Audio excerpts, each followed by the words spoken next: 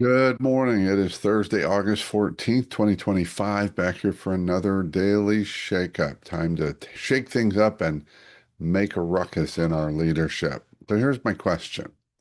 Yep, pun intended, but didn't realize it till just now. When was the last time you were complimented on your questions? Specifically, someone said something like, "Boy, that's a really good question," or "Boy, you really asked some great questions." I will tell you that that is a comment I hear regularly. I've heard it twice in the last 2 days. In one case, I was on a networking call online with someone I'd never met before. And at the end of the call, he said, I've done hundreds of these, and you asked the best questions anyone's ever asked. It felt like you were really trying to understand me and my business and how you could help me." He said, "I got to say, some of your questions were even challenging for me to answer." And then the following day, someone else wrote me an email follow-up saying, "I really appreciated your questions. I could tell you were listening. And boy, you asked very deep questions." The reason I'm bringing this up is we generally stink at questions. We are a telling culture. We want to tell people what we think, or we've got our handful of really simple, not very helpful questions. Tell me what you do. Tell me who you do it for. Who's your target market? Do you have any niches? All good questions, but they're just the beginning. They're skimming the surface.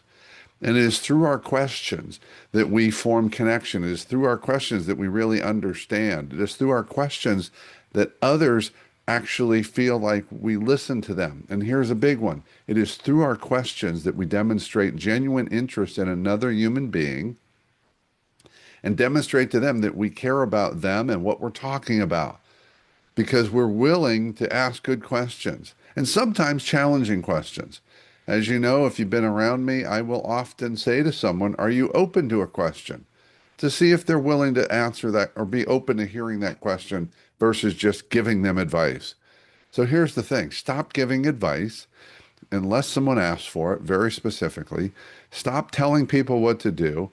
Get rid of these basic, really simpleton questions and start training yourself and your mind and your brain and your gut and your intuition, because it's all of it. A lot of my questions come from my gut.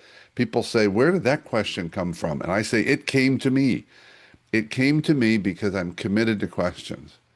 In fact, it won't surprise you that my next book I anticipate will be called One More Question.